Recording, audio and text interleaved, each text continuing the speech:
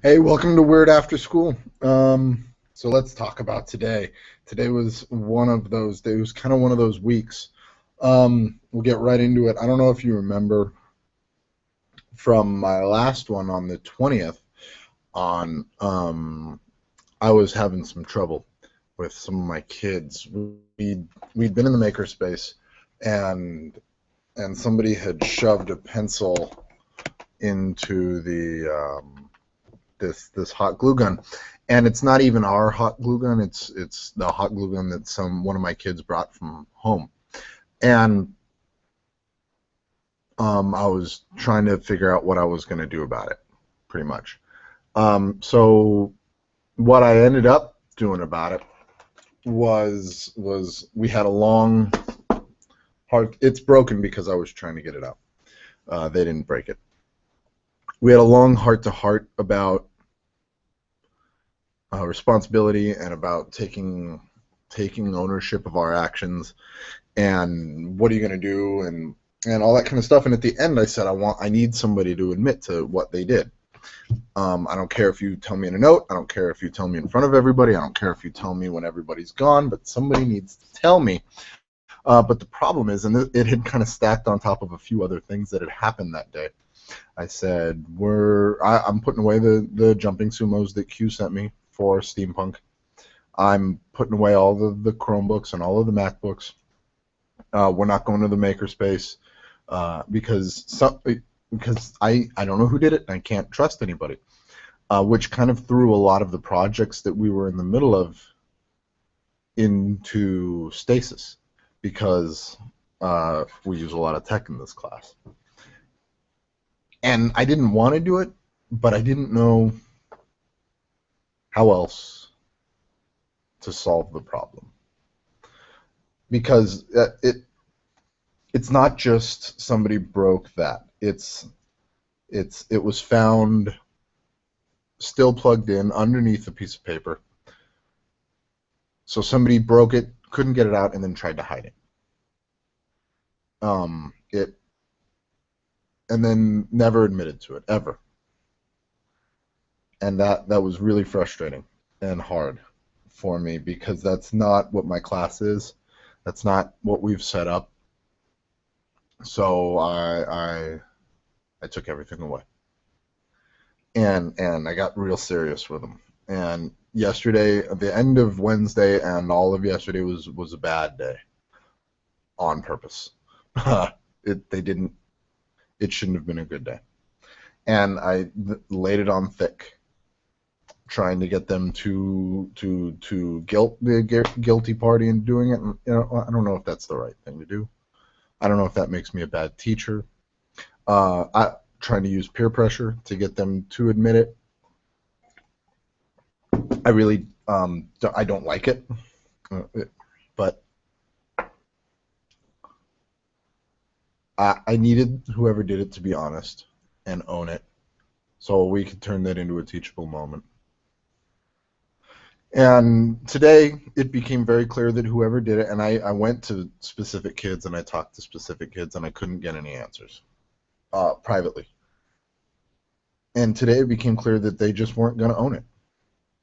And I had that conversation with the class again, and I said, apparently whoever it is doesn't care about us.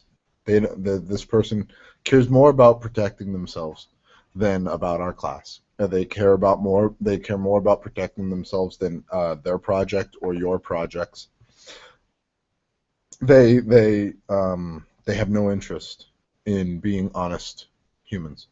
They have no interest in taking responsibility for their actions. They would rather be scared and not do anything, and hurt all of us. They would rather hurt 30 of us than than be responsible. And that's not fair. So that's the conversation we had, and I told them, so this sucks for all of us, and I can't do it anymore. So I'm reopening all of the technology and everything that we've had. We're going to go back to how we were. Um, with the knowledge that one of your classmates doesn't value what we have. And that person is going to get away with what they did. And not only are they going to get away with what they did, but they're going to get away with lying about it. And they're going to get away with letting all of us suffer. And that's a bummer.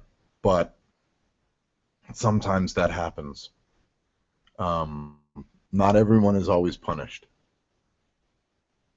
And if you value, if you want to be selfish, then that's what happens. And you still have to live with yourself. And I realize that that's not a acceptable solution, but it's what we got. And they were happy to have their stuff back, and the innocent were happy that they got their stuff back. But there was also a lot of kids who you could tell were unhappy that whoever was going to get away with it. And some of them claim they know who did it. But none of those people admitted to it, and they were asked hard. But the sanctity of my classroom is more important than solving this one problem and making this into an issue that I thought about over the weekend and that started affecting us again next week and kind of ruined a big chunk of my year, or a week even. So I told them we're going to decide to let it go, because sometimes you get disappointed and sometimes people hurt your trust, and you have a choice to hold on to it and let it ruin things, or move on and let them live with the choice that they made, and they get to know that they got away with it, but hopefully that's not all that they know, and the rest of us get to move on with our lives and not live in somebody else's mistake. So that was what we talked about, and I hope they got it. It's kind of a hard lesson to learn, but I feel like it was the right choice. I'm still not sure if trying to peer pressure them into admitting that they did it was the right choice.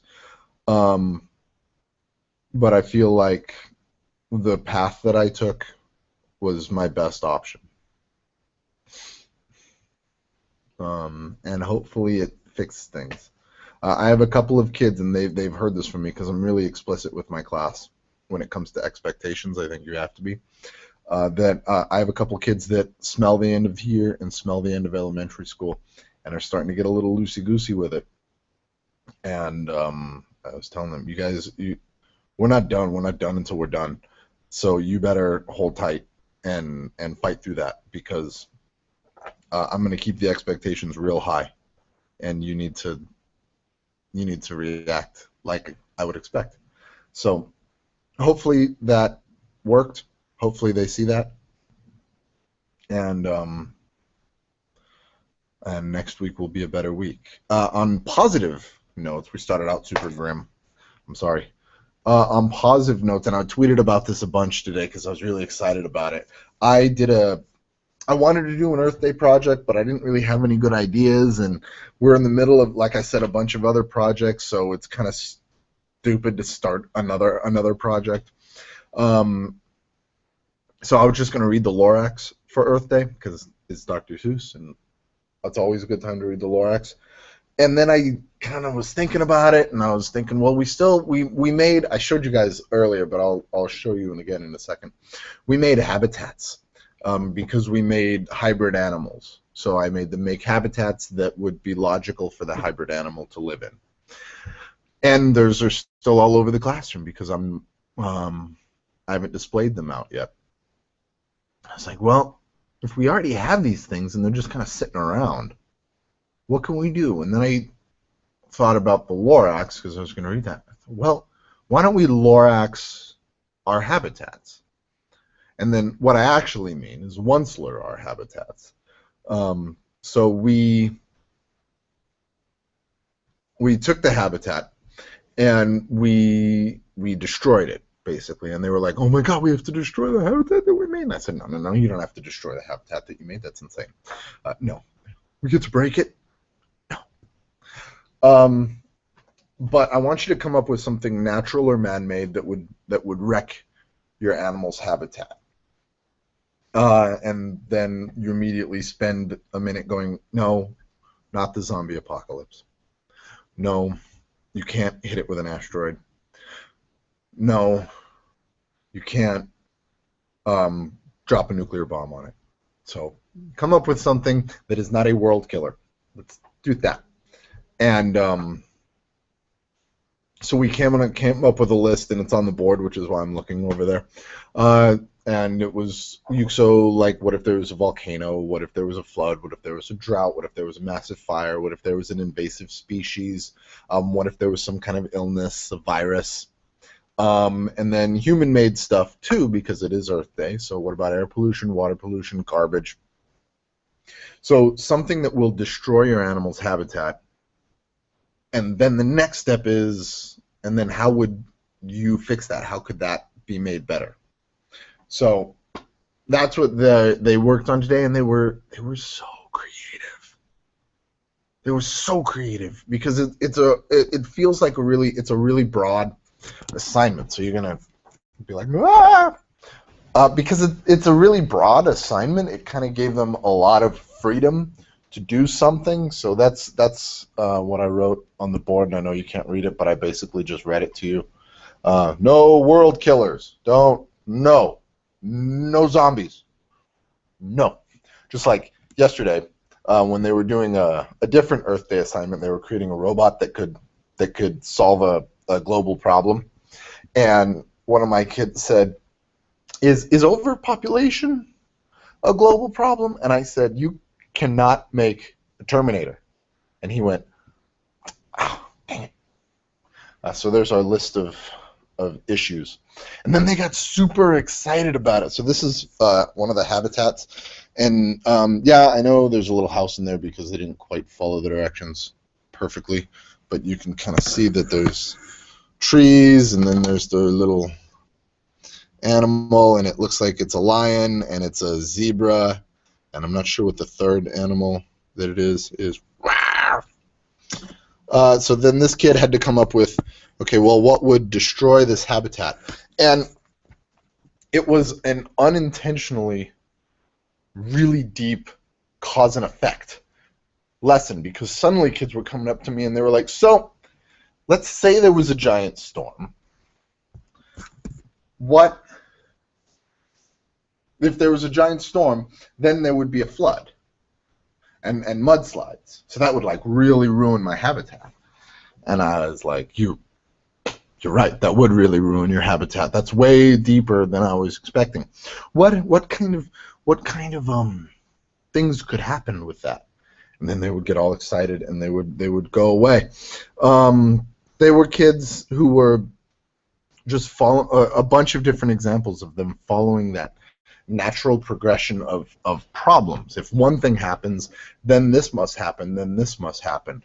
I had kids who had a tsunami happen to their habitat, and it didn't hurt their species, but the way their animal is built, all of that animal's food lives in trees, and the tsunami destroyed the coastline, so it destroyed all the trees, which means it destroyed their animal's food source. And I was like, that's a really good idea. That's yeah, go, run, do the thing. That's great.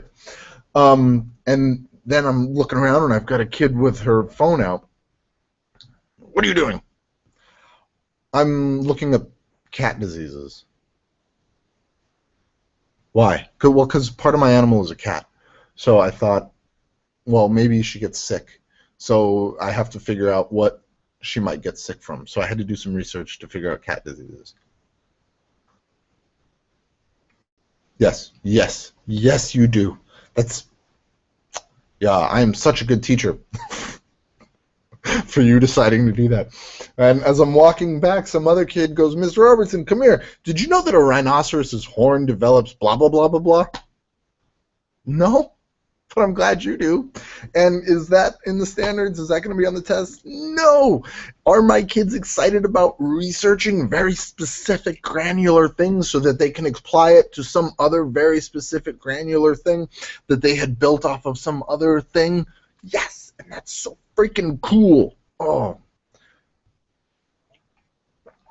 So my day came out. It became a much better day by the end of the day, because I let something go. I went all Elsa on it, and then I kind of took a flyer on a lesson that I didn't plan. I didn't write out. I had very loose goals set for, and I know that's terrible pedagogy. Oh, I'm so bad. You're supposed to know what you're doing before you start doing it, and you're supposed to know all of the goals and everything. But I wanted to do an Earth Day project. I didn't want them to just look up Earth Day. And I wanted to tie in Dr. Seuss. And I let those things kind of guide a project. A simple, easy, I don't have to do any planning for this really project because we already have everything that we need. And it's not really a project that like you could just pick up and do because we've already done all of those other steps. We've made the animals and then we've made the habitats, and now this is something that just kind of fell into place, which is really cool to be able to tie old stuff that I thought was done. We were done with the habitat project. That's over. Being able to just tie that back in is pretty exciting. It's cool stuff.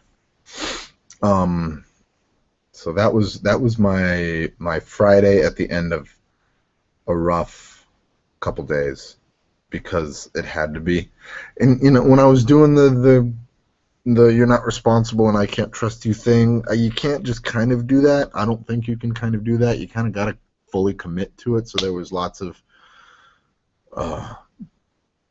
grimacing and serious and you need to be more responsible and everything tied back to that, and that sucks. But I'm also very honest with my kids when something like that sucks. I don't know how else to be, frankly. I don't know if that works for everybody, but as far as I'm concerned, if we're doing something and it's a bummer, I'm gonna tell them it's a bummer. Man, I was telling them this is a bummer and this is because I've chosen to do this, but it's not really my choice. I will stop this as soon as you let me stop this. And then eventually I went back on that. So what message does that send? I'm saying one thing and we're doing it for a few days and then I'm saying another thing. I'll hopefully, because like I said, I'm very explicit with it, hopefully the message that I'm sending is at some point you have to let something go. And you have to move on with your life. And you have to just... you have to get over it, and that's what we're doing. So that's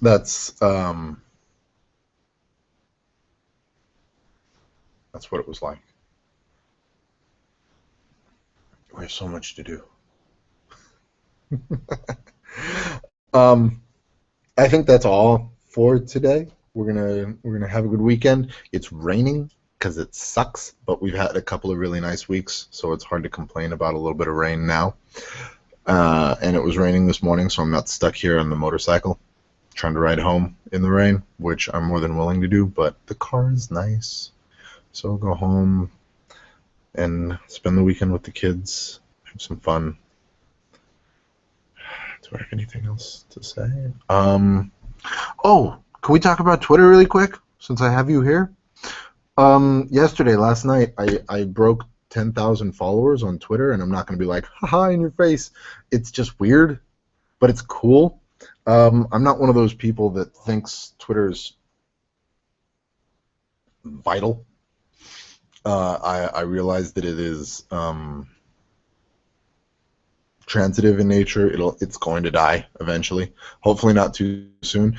But it's kind of cool that so many people, or bots, or whatever, feel like I have something interesting to say, and I feel like I've always felt like there's a responsibility there to actually have something interesting to say, but at the same time not take it too seriously, so mix in the fart jokes with everything, but also not go to memes and general fluff and just mindlessly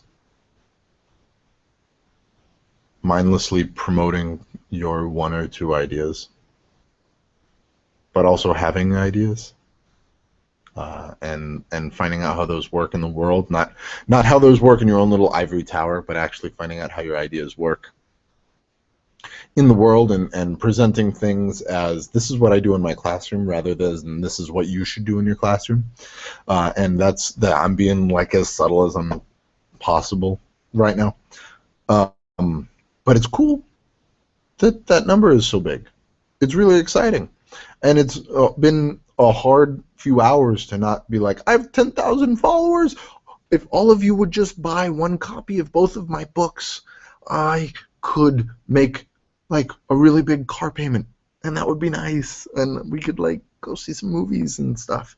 But I don't want to do that because Twitter is not a place to just try to sell my stuff. However, if you haven't bought either of my books, they're good, I promise. Can you imagine 10,000 people, each one of them buy a copy of both books? That's a lot of sales. That would be like, I would be number 4,000 on the bestseller list on Amazon for a day. That would be... Okay, now I'm really done. Now I'm done talking about Twitter and trying to sell you my books. I haven't mentioned any of my books for like all of the early Weird After Schools, so that's a thing. Oh look, see, they still have the title card. I didn't do that at the beginning. There are also no course on today, just because I wanted to get right into it. When you have puppets in class, it's hard to remember to use the puppets sometimes. You have to like make it a thing. Otherwise, they just sit there. Sophie does math in the mornings, in the afternoons, after recess, in the morning noons.